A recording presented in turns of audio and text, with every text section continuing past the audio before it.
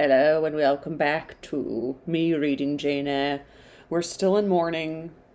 I'm a Bene Gesserit today. We're still in mourning for Helen Burns. Hello. I did want to go back to last chapter, chapter 8 of reading Jane Eyre, because there was a bunch of French stuff, and I didn't find the right quote in the back. Like, I thought it was just a bunch of little quotes, but I was looking at the wrong spot. And so I do want to read what that little girl said, that little French girl said. And I was talking with a friend last night that I was like, maybe what that little girl said wasn't important, and it was okay that I didn't actually read the French translation of the whole paragraph that she said. But maybe it's the most important thing. So in chapter 8, last chapter, Adele said something, and it said, do we need context cues? Mr. Rochester came, and Adele was excited, and it said, that must mean that there will be a present for me in there, and perhaps for you too, Miss Monsieur has talked about you. He asked me the name of my governess and whether she wasn't a small person, quite thin and rather pale. I said, yes, for it's true, isn't it, miss? And that's what the French stuff said. And I was looking at other things that were not the right quote to read. So I was reading something else. I wasn't even on the right chapter, I don't even think. We are on chapter 9. Okay, there is a bunch of French stuff, it looks like, in this chapter also. So should I don't even think I should try it. I'm so hard to read French. It's so hard to say French in my mouth. Oh, gosh. Mr. Rochester has come. He sort of is a little evasive, and rude. He's a little rude. And Mrs. Fairfax is also a little evasive. I feel like Jane Eyre is just really out of her element in this new environment. And it feels like people are being nice to her, which is nice. But it does feel like something spooky is going on. I don't know if you guys could hear the thunder yesterday, in my last video. But there was thunder here. I've lived in Sacramento area my whole entire life, and I feel like our thunder showers are like, maybe we see one strike of lightning, and then 10 minutes later we hear like a little ding ding, and I'm like, come on. And then maybe 2 minutes later there'll be like kind of another lightning thing, and then there'll be like a little thunder, and that'll go on for maybe like 5 or 10 minutes, and then it's done. And going to Austin, Texas, and visiting friends who live in that area, boy, oh boy, oh boy, oh boy. And one time I went to New York, and I was flying into New York, and it was like God was having like an EDM like rave. It was like like just lightning, thunder, lightning. It was crazy. Nothing like out here. Ain't nothing like out here in Sacramento, I'll tell you that. So the thunder yesterday was a little spooky while I was reading this kind of spooky, scary book. Chapter 9 of Jane Eyre. For several subsequent days, I saw little of Mr. Rochester. That makes sense to me. That super tracks. In the mornings, he seemed much engaged with business, and in the afternoon, gentlemen from Millcote or the neighbourhood called, and sometimes stayed to dine with him, when his sprain was well enough to admit of horse exercise. He rode out a good deal, probably to return these visits, as he generally did not come back till late at night. During this interval, even Adele was seldom sent grateful to his presence, and all my acquaintance with him was confined to an occasional rencontre. Something French. I'm sure it means visit. Rencontre. Let's just look it up. In the hall, on the stairs, or in the gallery. I can't even, like, my brain is so Spanish that I can't even be like, what could that possibly mean? I'm sure it means something super easy. Encounter. Just scramble up the words, and that's what it means. Rencontre. It's a lot. Rencontre. Rencontre. That's crazy. Sorry, French people. I'm not trying to offend any French people, but it's so like, rencontre. Am I moving I don't even need to move my lips. Rencontre. It's bad. I really wish I had that mouth. That French mouth. An encounter in the hall, on the stairs, or in the gallery, when he would sometimes pass me haughtily and coldly. Classic. Just acknowledging my presence by a distant nod or a cool glance, and sometimes bow and smile with gentlemanlike affability.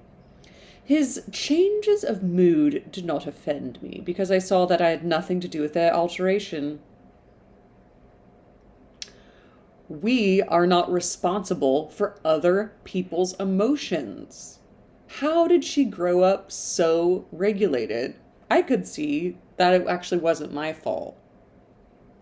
I actually don't have to change anything that I'm doing because it has nothing to do with me. Because those are his emotions, and he's a busy guy. I don't know how I didn't learn this stuff earlier. I should have read Jane Eyre. His changes of mood did not offend me because I saw that I had nothing to do with their alteration. That's it, babe. The ebb and flow depended on causes quite disconnected with me. No further reading necessary. You can't control other people's emotions. They are in control of their own emotions. The cause of their emotional ebbs and flows don't concern you and are not your responsibility. One day he had company to dinner and sent for my portfolio in order, doubtless, to exhibit its contents. Yeah, she drew a picture of, like, some dead person floating in the water and, like, a crow or something with beads around its neck. Very spooky. The gentleman went away early to attend a public meeting at Millcote, as Mrs. Fairfax informed me, but the night being wet and inclement, Mr. Rochester did not accompany them. Soon after they were gone, he rang the bell. A message came that I and Adele were to go downstairs. I brushed Adele's hair and made her neat, and having ascertained that I was myself in my usual Quaker trim, where there was nothing to retouch, all being too close and plain, braided locks included, to admit of disarrangement, we descended, Adele wondering whether the petit coffret was at length come. What's a petit coffret? Girl, what's a petit coffret? It's not in here. We're just supposed to know what a petit coffret is. Do you just rearrange the words on this one? Little coffee? Is coffret coffee? Petit coffret. See, I can do it. That's probably terrible. Small box. Okay, hold on. But in the back it says, my boit. My boit is my box. Huh, okay. The freaking petit coffret was at length come, for owing to some mistake, its arrival had hitherto been delayed. She was gratified. There it stood, a little carton on the table when we entered the dining room. She appeared to know it by instinct. "Oh, my boit, exclaimed she running towards it. Okay, como se dice my boy in French? Porque no entiendo freaking my boy pronunciation. This is gonna be happening a lot, it sounds like. So Ma boîte. ma boîte. Oh, boîte. I need to learn the vowels. That was so helpful. Well, the vowels in Spanish are so easy. If you learn the vowels and you learn all the sounds, you can speak the language. You're gonna understand it. Ma boîte. Ma boîte, ma boîte, exclaimed she, running towards it. Yes, there is your boët at last. Take it into a corner, you genuine daughter of Paris, and amuse yourself with disemboweling it, said the deep and rather sarcastic voice of Mr. Rochester, proceeding from the depths of an immense easy-chair at the fireside. And mind, he continued, don't bother me with any details of the anatomical process, or any notice of the condition of the entrails. Let your operation be conducted in silence. Dang. Tens-toi tranquille et fante. Comprends-tu? So bad. I'm so sorry. Keep quiet, child. Do you understand?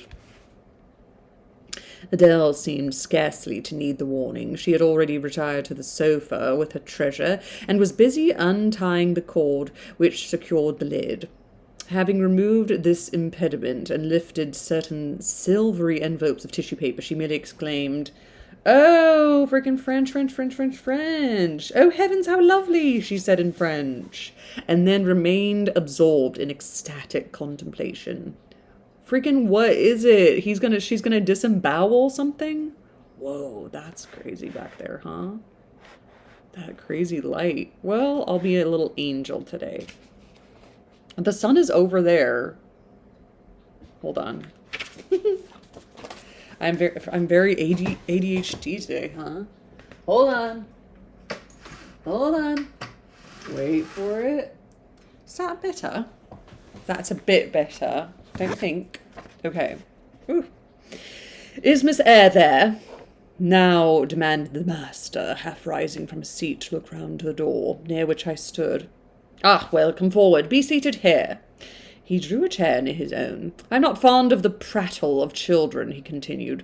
For old bachelor as I am, I've no pleasant associations connected with their lisp. It would be intolerable to me to pass the whole evening tete-a-tete with a brat. Don't draw that chair farther off, Miss Eyre. Sit down exactly where I placed it, if you please, that is. Confound these civilities. He is like Beast from Beauty and the Beast. I hate civilities. I continually forget them, nor do I particularly affect simple-minded old ladies.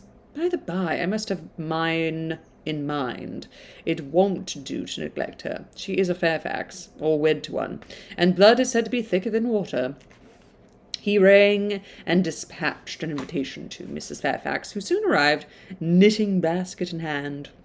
Good evening, madam. I sent for you for a charitable purpose. I have forbidden Adele to talk to me about her presence, and she is bursting with repletion. Having the goodness to serve her as auditress and interlocutress. Interlocutor, but interlocutrice. Is that what I'm assuming? That's a conversational companion. Yeah, from French. Oh. It will be one of the most benevolent acts you ever performed. Adele indeed no sooner saw Mrs. Fairfax than she summoned her to the sofa, and there quickly filled her lap with the porcelain, the ivory, the waxen contents of her boîte, pouring out, meantime, explanations and rapture in such broken English as she was mistress of. Now I have performed the part of a good host, pursued Mr. Rochester, put my guest into a way of amusing each other. I ought to be at liberty to attend to my own pleasure.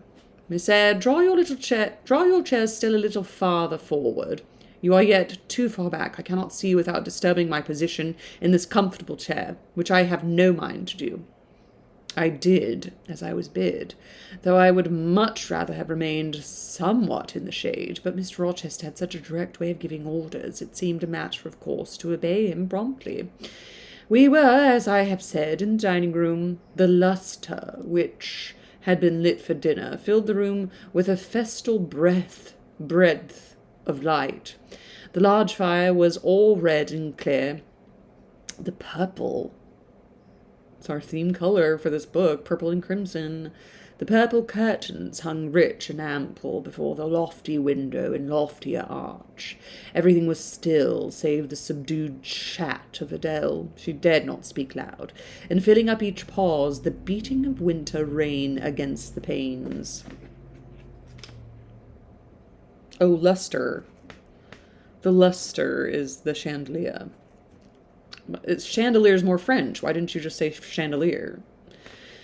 Sorry, Charlotte. Mr. Rochester, as he sat in his damask-covered chair, looked different to what I had seen him look before. Not quite so stern, much less gloomy. There was a smile on his lips, and his eyes sparkled. Whether with wine or not, I am not sure, but I think it very probable. He was, in short, in his after-dinner mood, more expanded and genial. I feel more expanded after dinner for sure. And also more self-indulgent than the frigid and rigid temper of the morning.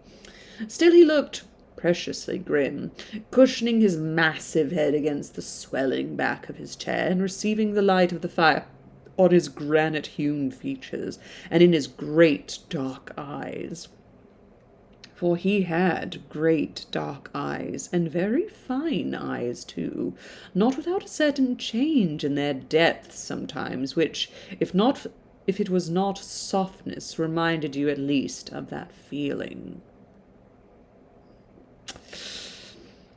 He had been looking 2 minutes at the fire, and I had been looking the same length of time at him, when, turning suddenly, he caught my gaze fastened on his physiog. This is like the third time that this word has been said, and physiognomy.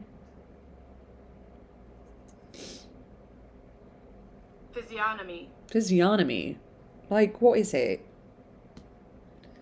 Analysis of a person's facial characteristics and inferring the character or ethnicity of this person based solely on facial characteristics. Physiognomy. Physiognomy. I just don't ever see that word ever. That's weird. You examine me, Miss Eyre, said he. Do you think me handsome? Ooh, little flirt. I should, if I had deliberated, have replied to this question by something conventionally vague and polite. But the answer somehow slipped from my tongue before I was aware. No, sir. Oop. By my word, there is something singular about you, said he. You have the air of a little nonnette. A little nun. A nonnette. Quaint, quiet, grave, and simple as you sit with your hands before you and your eyes generally bent on the carpet, except by the by when they are directed piercingly to my face, as just now, for instance, and when one asks you a question or makes a remark to you which you are obliged to reply, you rap out a round rejoinder, which, if not blunt, is at least brusque.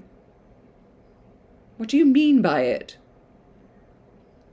Sir, I was too plain. I beg your pardon. I ought to have replied that it was not easy to give an impromptu answer to a question about appearances, that tastes mostly differ, and that beauty is of little consequence, or something of that sort. You ought to have replied no such thing. Beauty of little consequence indeed.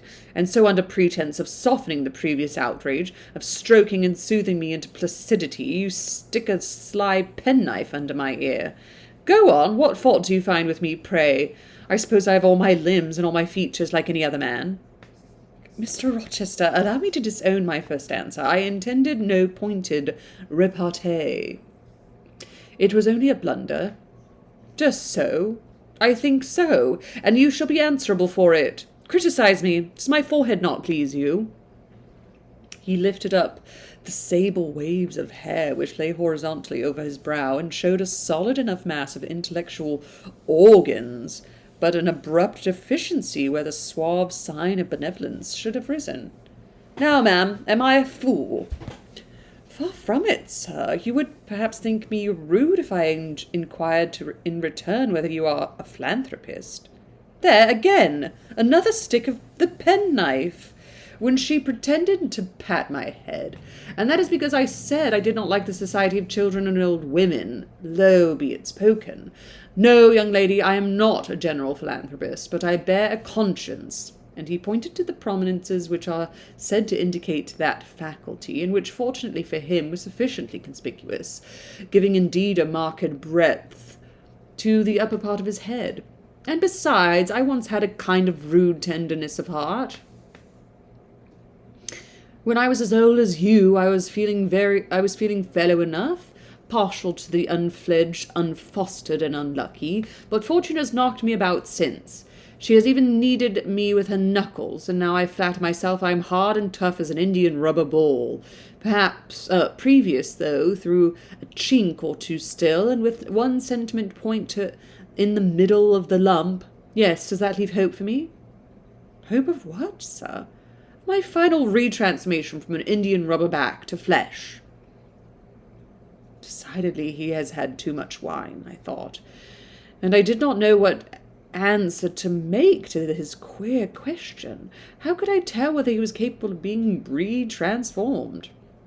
You look very much puzzled, Miss Eyre, and though you are not pretty any more than I am handsome, yet a puzzled air becomes you. Besides, it is convenient, for it keeps those searching eyes of yours away from my physiognomy, and busies them with the worsted flowers of the rug. So puzzle on, young lady. I am disposed to be gregarious and communicative tonight.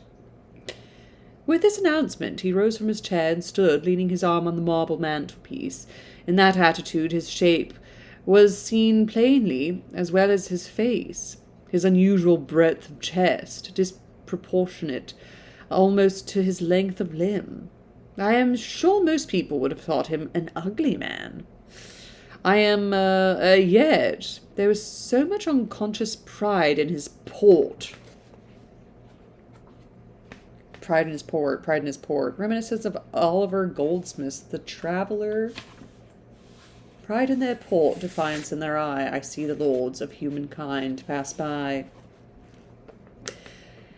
So much ease in his demeanour, such a look of complete indifference to his own external appearance, so haughty a reliance on the power of other qualities, intrinsic or adventitious, to atone for the lack of mere personal attractiveness, that in looking at him one inevitably shared the indifference, and even in a blind, imperfect sense, put faith in the confidence. Right. I hear that. He's not attractive, but something about his air and confidence makes him attractive, kind of. I am disposed to be gregarious and communicative tonight, he repeated, and that is why I sent for you. The fire and the chandelier were not sufficient company for me, nor would Pilot have been, for none of these can talk. Adele is a degree better, but still far below the mark. Mrs. Fairfax, ditto. You, I am persuaded, can suit me if you will. You puzzled me the first evening I invited you down here. I have almost forgotten you since. Oh, my God, you are forgettable. Other ideas have driven yours from my head, but tonight I am resolved to be at ease, to dismiss what importunes and recall what pleases. It would please me now to draw you out, to learn more of you. Therefore speak. Instead of speaking, I smiled, and not a very complacent or submissive smile either. Speak, he urged. What about, sir? Whatever you like. I leave both the choice of subject and the manner of treating it entirely to yourself. Oh, my God. Accordingly, I sat and said nothing. If he expects me to talk for the mere sake of talking and showing off, he will find he has addressed himself to the wrong person, I thought. You are dumb, Miss Eyre. I was dumb still. He bent his head a little towards me, and with a single hasty glance seemed to dive into my eyes. "Stubborn?" he said. "And annoyed. Ah, it is consistent. I put my request in an absurd, almost insolent form. Miss Eyre, I beg your pardon. The fact is, once for all, I don't wish to treat you like an inferior. That is," correcting himself, "I claim only such superiority as must result from 20 years' difference in age and a century advance in experience. This is legitimate. Edgitans. And I insist on it. As Adele would say, and it is by virtue of this superiority and this alone that I desire you to have the goodness to talk to me a little now and divert my thoughts, which are galled with dwelling on one point, cankering as a rusty nail." He had deigned an explanation, almost an apology, and I did not feel insensible to his condescension, and would not seem so. "I am willing to amuse you, if I can, sir, quite willing, but I cannot introduce a topic, because how do I know what will interest you? Ask me questions, and I will do my best to answer them." "Then, in the first place, do you agree with me that I have the right to be a little masterful, abrupt, perhaps exacting sometimes, on the grounds I stated, namely, that I am old enough to be your father, and that I have battled through a varied experience with many men of many nations, and roamed over half the globe, while you have lived quietly with one set of people in one house?" "Do as you please, sir." "That is no answer, or rather it is a very irritating, because you are a very evasive one. Reply clearly." "I don't think so, sir. You have a right to command me merely because you are older than I, or because you have seen more of the world than I have. Your claim to superiority depends on the use you have made of your time and experience." Promptly spoken, but I won't allow that, seeing that it would never suit my case, as I have made an indifferent, not to say a bad, use of both advantages. Leaving superiority out of the question, then, you must still agree to receive my orders now and then, without being piqued or hurt by the tone of the command. Will you? I smiled. I thought to myself, Mr. Rochester is peculiar. He seems to forget that he pays me £30 per annum for receiving his orders. "This smile is very well," said he, catching instantly the passing expression. "But speak, too." "I was thinking, sir, that very few masters would trouble themselves to inquire whether or not they paid subordinates that were piqued and hurt by their orders." "Paid subordinates? What? You are my paid subordinate, are you?" "Oh, yes, I've forgotten the salary." "Well, then, on that mercenary ground, will you agree to let me hector a little?" "No, sir, not on that ground, but on the ground that you did forget that, and that you care whether or not a dependent is comfortable in his dependency. I agree heartily." "And will you consent to dispense with a great many conventional forms and phrases without thinking that the omission arises from insolence?" "I am sure, sir, I should never mistake informality for insolence. One I rather like, the other nothing freeborn would submit to, even for salary." "Humbug! Most things freeborn will submit to anything for a salary. Therefore keep to yourself, and don't venture on generalities of which you are intensely ignorant. However, I mentally shake hands with you for your answer, despite its inaccuracy, and as much for the manner in which it was said as for the substance of speech. The manner was frank and sincere. One does not often see such a manner.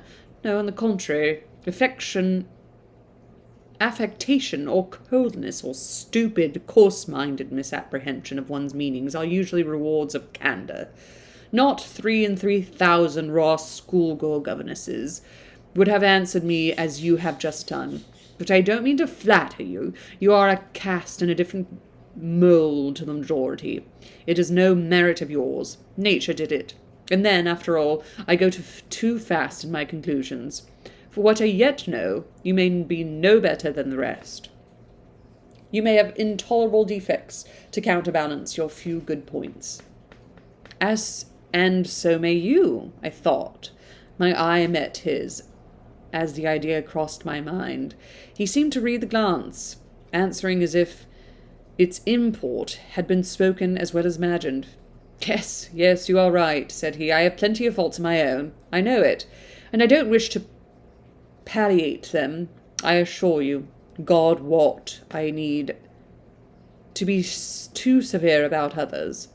I have a past existence, a series of deeds, a colour of life to contemplate within my own breast, which might well call my sneers and censures from my neighbours to myself. I started, or rather, for like other defaulters, I like to lay half the blame on ill fortune and adverse circumstances, was thrust on to a wrong tack at the age of 21, and have never recovered the right course since. But I might have been very different. I might have been as good as you, wiser almost, as stainless. I envy your peace of mind, your clean conscience, your unpolluted memory.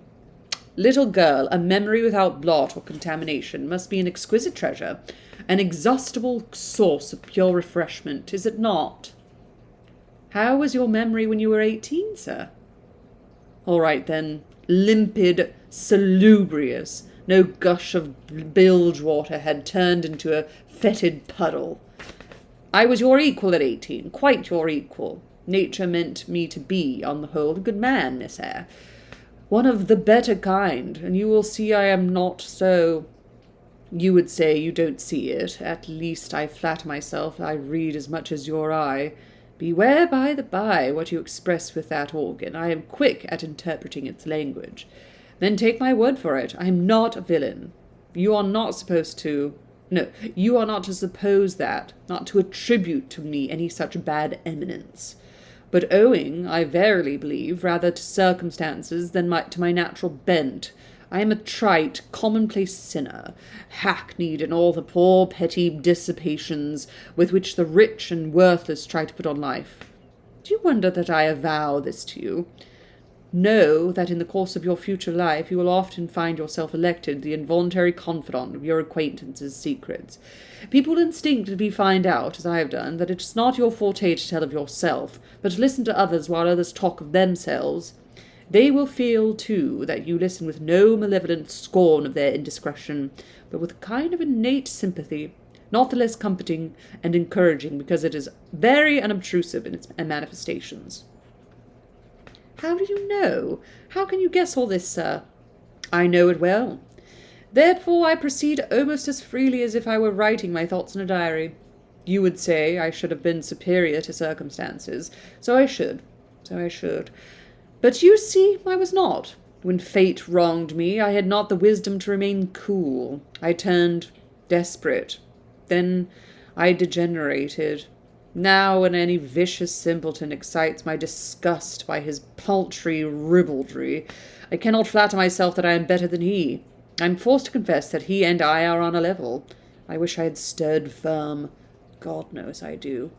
Dread remorse when you are tempered to air, Miss Eyre. Remorse is the poison of life. Repentance is said to be its cure, sir. It is not its cure. Reformation may be its cure, and I could reform. I have strength yet for that, but where is the use of thinking of it? Hampered, burdened, cursed as I am.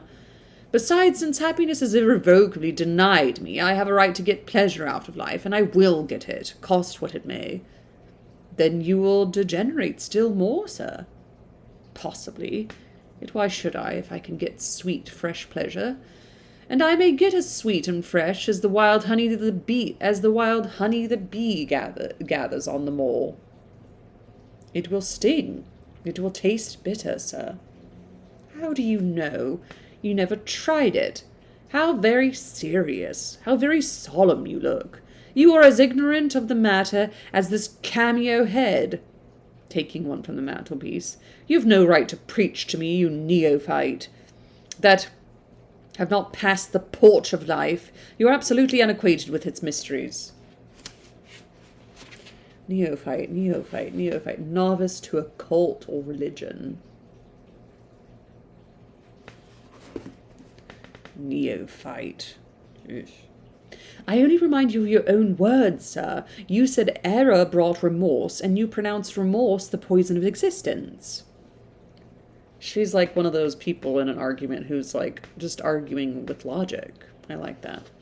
You said this yourself, so logically. And who talks of error now? I scarcely the notion that flitted across my brain was an error. I believe it was an inspiration rather than a temptation. It was very genial, very smoothing, I know that. Here it comes again. It is no devil, I assure you, or if it be, it has put on the robes of an angel of light. I think I must admit so fair a guest when it asks entrance to my heart. Distrust it, sir, it is not a true angel. Once more, how do you know? By what instinct do you pretend to distinguish between a fallen seraph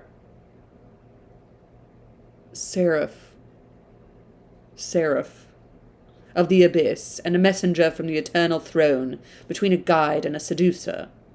Seraph like a seraphim? I feel like I'm saying it like sheriff, and I want to say it right. Seraph. Seraph, PH. Seraph can refer to the highest order of angels. Does it have to do with seraphim? Oh, seraph is singular. Oh, como se dice?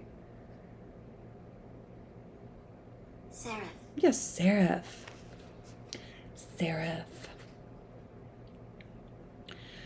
Okay. Between a guide and a seducer. Right. Angels and Demons. Such a good book. Oh, Dan Brown. So good. I judged by your countenance, sir, which was troubled when you said the suggestion had returned upon you. I feel sure it will work you more of misery if you listen to it. Not at all. It bears the most gracious message in the world. For the rest, you are not my conscience keeper, so don't make yourself uneasy. Here, come in, bonny wanderer. He said this as if he spoke to a vision, viewless to an eye but his own. Then folding his arms, which he had half extended on his chest, he seemed to enclose in their embrace the invisible being.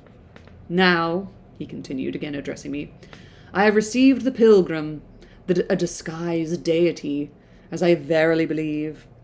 Already it has done me good. My heart was a sort of charnel. It will now be a shrine. To speak truth, sir, I don't understand you at all. I cannot keep up the conversation because it has got out of my depth. Only one thing I know. You said you were not as good as you should like to be, and that you regretted your own imperfection. One thing I can comprehend. You intimated that to have a sullied memory was a perpetual bane.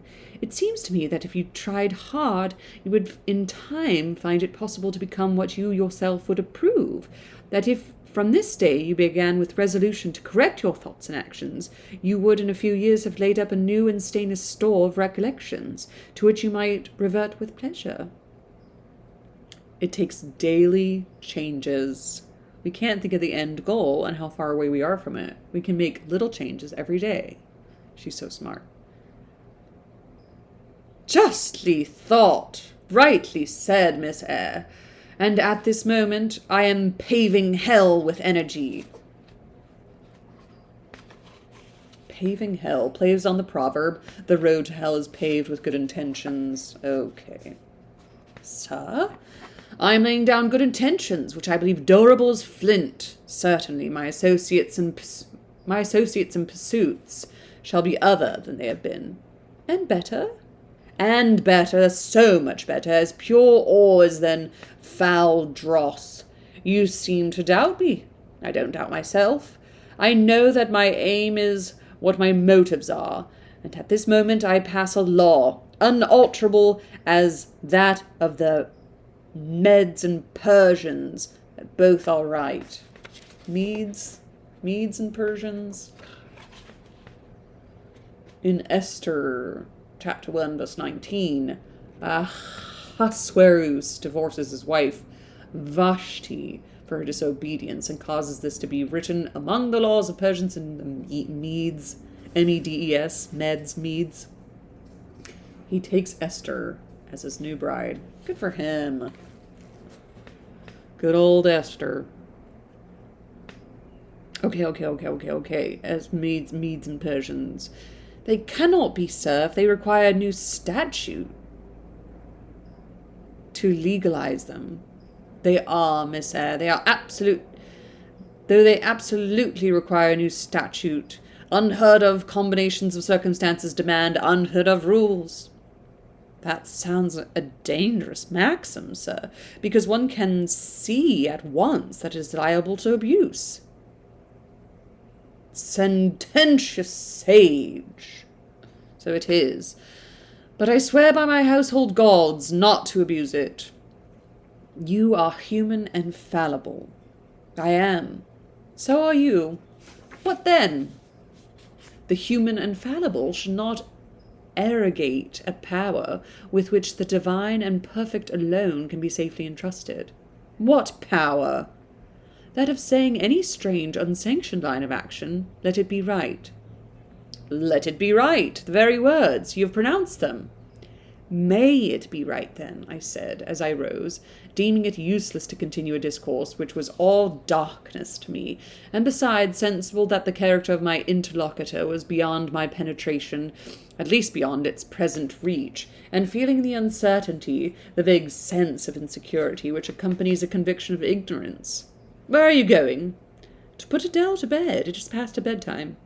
You are afraid of me because I talk like a sphinx. Your language is enigmatical, sir. But though I am bewildered, I am certainly not afraid. You are afraid. Your self-love dreads a blunder. In that sense, I do feel apprehensive. I have no wish to talk nonsense. If you did, it would be such in a grave, quiet manner I should mistake it for sense. Do you ever laugh, Miss Eyre? Don't trouble yourself to answer. I see you laugh rarely, but you can laugh very merrily. Believe me, you are not naturally austere, any more than I am naturally vicious. The lowered constraint still clings to you somewhat, controlling your features, muffling your voice, and restricting your limbs, and you fear the presence of a man and a brother or father or master or what will you, to smile too gaily, speak too freely, or move too quickly. But in time I think you will learn to be natural with me, as I find it impossible to be conventional with you, and then your looks and movements will have more vivacity and variety than they dare offer now. I see at intervals the glance of a curious sort of bird through those close-set bars of a cage. A vivid, restless, resolute captive is there. Were it be free, it would soar cloud-high. Are you still bent on going? It has struck 9, sir. Never mind. Wait a minute. Adele is not ready to go to bed yet. My position, Miss Eyre, with my back to the fire and my face to the room, favors observation. While talking to you, I have also occasionally watched Adele. I have my own reasons for thinking her a curious study, reasons that that I shall impart to you some day. She pulled out of a box about 10 minutes ago a little pink silk frock. Rapture lit her face as she unfolded it. Coquetry runs in her blood, blends with her brains, and seasons the marrow of her bones. Something French, some more French. I had no idea. I've got to try it on this very instant. That's what she said. And she rushed out of the room. She is now with Sophie, undergoing a robbing process. In a few minutes she will re-enter, and I know what I shall see. A miniature of Celine Varens, as she used to appear on the boards at the rising of blank. But never mind that. However, my tenderest feelings are about to receive a shock, such as my presentiment. Stay now, to see whether it will be realized. Ere long, Adele's little foot was heard tripping across the hall. She entered transformed, as her guardian had predicted, a dress of rose-coloured satin, very short, and as full in skirt as it could be gathered, replaced the brown frock she had previously worn. A wreath of rosebuds circled her forehead. Her feet were dressed in silk stockings and small white satin sandals. Something French, she cried. She cried something French. Does my dress suit me? And my shoes? And my stockings? Look, I think I'm about to dance. Oh. That's really sweet. And spreading out her dress, she chassade across the room, till having reached Mr. Rochester, she wheeled lightly round before him on tiptoe, then dropped on one knee at his feet, exclaiming, Monsieur, thank you 1,000 times for your generosity. That's how mother used to do it, isn't it, sir? Precisely, was the answer, and come, Keller. She charmed my English gold out of my British breeches pocket. I have been green too, Miss Eyre. Aye, grass green. Not a more vernal tint freshens you now than once freshened me. My spring is gone, however, but it has left me that French floweret on my hands, which in some moods I would fain to be rid of, not valuing now the root whence it sprang, having found that it was of a sort which nothing but gold dust could manure. I have but half a liking to the blossom, especially when it looks so artificial as just now. I keep it, and rear it rather on the Roman Catholic principle of expiating numerous sins, great or small, by one good work. I'll explain all this some day. Good night. Whoa, what a topsy-turvy conversation. He's definitely trying to get her to, like, break loose a little bit, but she has been her whole entire life. Definitely, I get it. Definitely, like, she is a little caged bird. But it's, like, moral. She's, like, not a bad person. It's just, like, bust loose and laugh a little bit. But she's just, like, God, what a weird situation. Weird conversation. Trippy. Can't wait to learn more about it all once I've finished reading the book, because I feel like sometimes my reading comprehension is poor when it comes to like a English literature lens. Happy reading to you all, and we shall learn more about the infamous and spooky Mr. Rochester next time as we read through chapter 15? Are we already on chapter 15? Whoa, is that real? Did I just skip a bunch of chapters? No, that's impossible. Wow, we're on chapter 15. Okay, spooky. Spooky how time flies. Happy reading to you all, and ta-ta. Ta-ta.